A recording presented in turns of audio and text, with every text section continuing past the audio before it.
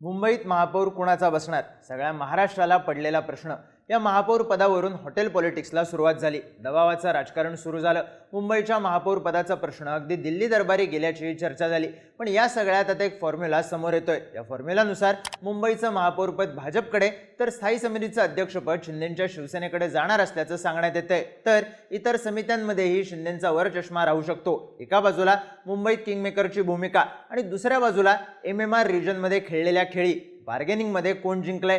Eknath शिंदेंनी MMR मध्ये कशी ताकद वाढवली आहे आणि मुंबईचं महापौर पद निश्चित असलं तरी ताकद कशी राखली आहे पाहूयात या व्हिडिओमधून। नमस्कार, मी चिन्मय आणि तुम्ही पाहताय बोलभिडू। सगळ्यात आधी बोलूयात मुंबईबद्दल। सध्या समोर येत असलेल्या बातम्यांनुसार भाजप आणि शिंदेंच्या शिवसेनेत मुंबईबद्दलच्या वाटाघाटी झाल्या असून यानुसार मुंबईचं महापौर पद भाजपकडे तर स्थायी समितीचं अध्यक्षपद शिंदेंच्या शिवसेनेकडे राहण्याची शक्यता आहे। तर भाजपकडे सुधार, बेस्ट आणि आरोग्य समिती राहील, तर शिंदेंच्या शिवसेनेकडे शिक्षण, विधी, बाजार आणि उद्यान समिती दिली जाईल असंही सांगण्यात येते। आता जर अशा वाटाघाटी झाल्या तर कोण फायद्यात राहू शकतं? जर भाजपकडे मुंबईचं महापौर पद जात असेल तर शिंदे अर्थातच स्थायी समितीवर दावा करणार। स्थायी समिती ही महानगरपालिकेची कायमस्वरूपी यंत्रणा असते। स्थायी समितीचा अध्यक्ष महानगरपालिकेच्या कामकाजावर लक्ष ठेवतो। धोरण ठरवण्यापासून धोरणाची अंमलबजावणी करेपर्यंत आणि पायाभूत सुविधा, आरोग्य, शिक्षण, वाहतूक, स्वच्छता अशा प्रत्येक महत्त्वाच्या विषयांबद्दलचे निर्णय हे स्थायी समितीच्या माध्यमातून होतात।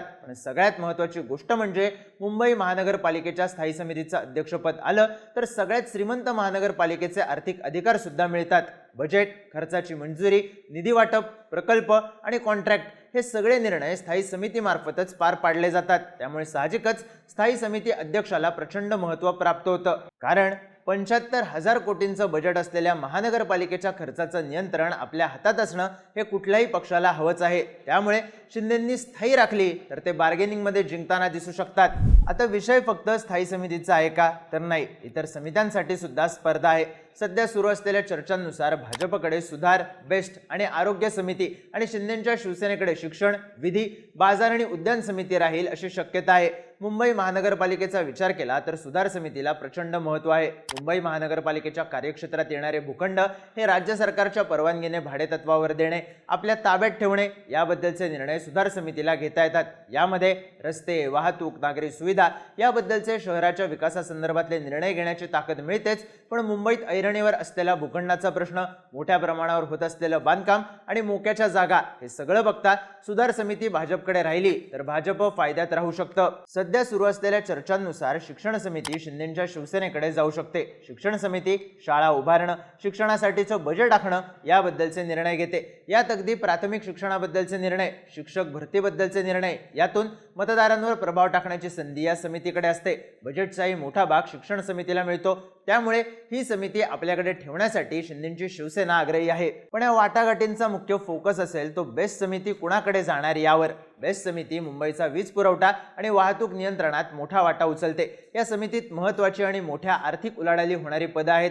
बेस्ट समिती आपल्या अधिकारात 10 लाखांपर्यंतची टेंडर्स मंजूर करू शकते। पण बेस्ट समितीचं फक्त आर्थिक महत्त्वच नाहीये, तर बेस्टच्या कामगार संघटना मुंबईत सक्रिय आहेत। आजवर उद्धव ठाकरेंच्या शिवसेनेनं बेस्टच्या कामगार संघटनांवर आपलं वर्चस्व कायम ठेवलंय, ज्याचा फायदा ठाकरेंना आपल्या केडर बेस्टची ताकद राखताना होतो। भाजप त्यामुळेच बेस्ट समिती आपल्याकडे घेण्यास उत्सुक आहे, कारण यामुळे पक्षाचं संघटन वाढवता येऊ शकतं आणि थेट मराठी मतदारांवर प्रभाव पाडता येऊ शकतो। स्थायी, शिक्षण शिंदेंकडे आणि बेस्ट सुधार समिती भाजपकडे अशा वाटाघाटी झाल्या तर महत्त्वाच्या 2 समित्या भाजपकडे जाऊन सुद्धा स्थायीच्या बळावर शिंदेंकडे मुंबई महानगरपालिकेच्या तिजोरीच्या चाव्या राहू शकतात।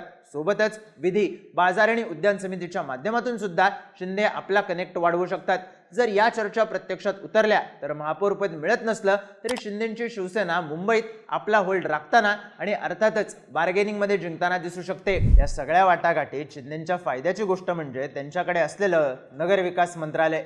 महानगरपालिका या राज्याच्या नगरविकास खात्याच्या अंतर्गत येतात। महानगरपालिकांच्या कारभारासाठी नियम आणि कायदे बनवणं, शहरांचा विकास, पायाभूत सुविधा आणि गृहनिर्माण योजनांसाठी मार्गदर्शन करणं आणि राज्य सरकारकडून मिळणाऱ्या बजेटचं वाटप करणं या सगळ्या गोष्टी नगरविकास खात्याकडून होतात। साहजिकच नगरविकास खाता आणि स्थायी समितीचं अध्यक्षपद या दोन्ही गोष्टी ताब्यात असल्यानं शिंदेंना मुंबई महानगरपालिकेच्या अर्थकारणावर थेट होल्ड मिळवता येऊ शकतो, जो महापौर पदापेक्षा किंचित जास्तच महत्त्वाचा ठरू शकतो। त्यातही भाजपने अधिक महत्त्वाच्या समित्या आपल्याकडे घेतल्या तरी अंतिम अधिकार स्थायी समितीकडे असल्यानं शिंदेंसाठी ही विन विन सिच्युएशन ठरू शकते। आता शिंदे फक्त मुंबई महानगरपालिकेच्या बार्गेनिंगमध्ये बाजी मारत आहेत का, तर नाही, MMR रिजनमध्येही शिंदेंनी आपली ताकद वाढवली।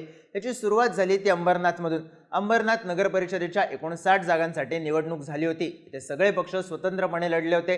निकालात एकनाथ शिंदेंच्या शिवसेनेला 23 जागा मिळाल्या, म्हणजेच शिंदेंची शिवसेना सर्वाधिक जागांसह सर्वात मोठा पक्ष ठरला। त्यापाठोपाठ भाजपला 16 जागा, काँग्रेसला 12 जागा आणि अजित पवारांच्या राष्ट्रवादीला 4 जागा जिंकता आल्या होत्या। त्यामुळे नगराध्यक्ष भाजपचा निवडून आला असला तरी सत्ता शिंदेंच्या शिवसेनेची येणार होती। पण भाजपने काँग्रेससोबत युती केली आणि शिंदेंचा गेम केला। मात्र त्यानंतर राज्यभरातून टीका झाल्यावर काँग्रेसने आपल्या नगरसेवकांना निलंबित केलं आणि भाजपने त्यांनाच आपल्याकडे घेतलं। या सगळ्याकडे लक्ष ठेवून असलेल्या श्रीकांत शिंदे यांनी सगळ्यात शेवटी आपला डाव टाकला आणि अजित पवार गटाशी युती करून शिंदेंच्या शिवसेनेची सत्ता अंबरनाथमध्ये आणली आणि भाजपचा डाव उधळून लावला। त्यानंतर महापालिकांच्या निवडणुकीनंतरही शहाचं राजकारण पाहायला मिळालं। कल्याण डोंबिवलीमध्ये भाजप आणि शिवसेना हे महायुतीत एकत्रित लढलेले असताना निकालानंतर मात्र शिंदेंच्या शिवसेनेने भाजपचा गेम केल्याची चर्चा आहे। कारण श्रीकांत शिंदे यांच्या उपस्थितीत कोकण भवनात मनसेचे राजू पाटील आले आणि त्यांनी मनसेच्या नगरसेवकांचा पाठिंबा शिंदेंच्या शिवसेनेला असल्याचं जाहीर केलं। या सगळ्यात गेम झाला तो ठाकरेंच्या शिवसेनेचा आणि भाजपचा। कारण कल्याण डोंबिवलीत भाजपचे 50, शिंदेंच्या शिवसेनेचे 53 नगरसेवक निवडून आलेत, तर बहुमतासाठी 62 हा आकडा गाठणं गरजेचं आहे। त्यामुळे शिंदेंचे 53 अधिक मनसेचे 5 अशा 58 जणांची जुळवाजुळव श्रीकांत शिंदेंनी केलेली असून या सोबतच काँग्रेसचे 2 आणि शरद पवारांच्या राष्ट्रवादीचा 1 नगरसेवक सुद्धा शिंदेंच्या शिवसेनेसोबत आला आहे। त्यामुळे हा आकडा 61 वर पोहोचला असून बहुमताचा आकडा गाठण्यासाठी ठाकरेंचे जे 4 नगरसेवक गटस्थापनेसाठी आले नाहीत त्यांचा पाठिंबा मिळवला जाण्याची शक्यता आहे। त्यापैकी 2 जण मनसेच्या आणि 2 जण शिंदेंच्या शिवसेनेच्या संपर्कात आहेत। त्यामुळे शिंदेंची शिवसेना सगळ्यांच्या पाठिंब्याच्या जोरावर 65 पर्यंत जाऊ शकते। त्यामुळे इकडे मुंबईत भाजपचा महापौर बसला तरी कल्याण डोंबिवलीत आपल्याकडे बहुमताच्या आकड्याची जुळवाजुळव करत महापौर पदासहित सगळ्या समित्यांवर डाव मारण्याची तयारी शिंदेंनी केली आहे। दुसरीकडे उल्हासनगरमध्ये 78 जागा असलेल्या पालिकेत भाजप आणि शिवसेना स्वबळावर लढले होते। तेव्हा भाजपचे 37 तर शिंदेंच्या शिवसेनेचे 36 नगरसेवक निवडून आलेले असताना बहुमताचा आकडा 40चा आहे। अशा परिस्थितीत शिंदेंच्या शिवसेनेचे 36, वंचित बहुजन आघाडीचे 2, साई पक्षाचा 1 आणि 1 अपक्ष यांनी शिंदेंच्या शिवसेनेला पाठिंबा दिला। या युतीमुळे शिंदेंच्या शिवसेनेचं एकूण संख्याबळ 40 वर पोहोचलं। कोकण भवन इथं या 40 नगरसेवकांच्या गटाची अधिकृत नोंदणी शिवसेना म्हणून करण्यात आली। त्यामुळे इथे शिंदेंच्या शिवसेनेचाच महापौर होण्याचा मार्ग मोकळा झालाय। थोडक्यात इथे देखील युतीत सत्ता स्थापन करणार असं दोन्हीकडचे नेते सांगत असले तरी इथं शिंदेंच्या शिवसेनेनं स्वबळावर सत्ता स्थापन करण्याची तयारी करत भाजपचा गेम केला। त्यामुळे स्थायी सारखी महत्त्वाची समिती सुद्धा आपल्याकडेच घेण्याची शिंदेंच्या शिवसेनेची तयारी आहे। नवी मुंबईमध्ये शिंदेंची शिवसेना आणि भाजप विरोधात लढले तरी शिंदेंनी इथं अगदी प्रतिष्ठेचा विषय केला, पण भाजपच्या जास्त जागा निवडून आल्या। पण आता मुंबईच्या महापौर पदावरून होणाऱ्या बार्गेनिंगच्या माध्यमातून शिंदे नवी मुंबई महानगरपालिकेत सत्तेत सहभागी होऊ शकतात। म्हणजे जिथे शिंदे भाजपचा स्पर्धक होते तिथे ते सत्तेत जाऊ शकतात, तर जिथे शिंदे भाजप एकत्र लढले तिथे संख्याबळाचा आकडा मोठा ठेवून भाजपचे स्पर्धक म्हणून सत्ता आपल्या हातात ठेवण्यात शिंदेंना यश येताना दिसतंय।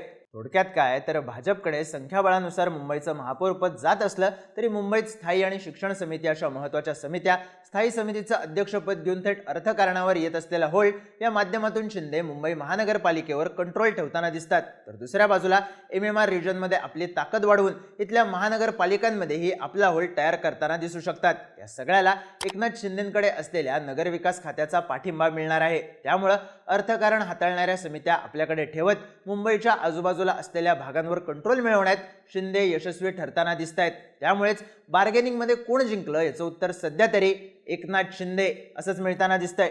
तुम्हाला काय वाटतं? वाटाघाटींमध्ये शिंदे जिंकतील का? भाजपला महापौरपद देऊन सुद्धा शिंदे बाजी मारतील का? तुमची मतं आणि प्रतिक्रिया कमेंट करून नक्की सांगा आणि माहितीपूर्ण व्हिडिओज पाहण्यासाठी बोलबिडूच्या YouTube चॅनलला सबस्क्राईब करायला विसरू नका।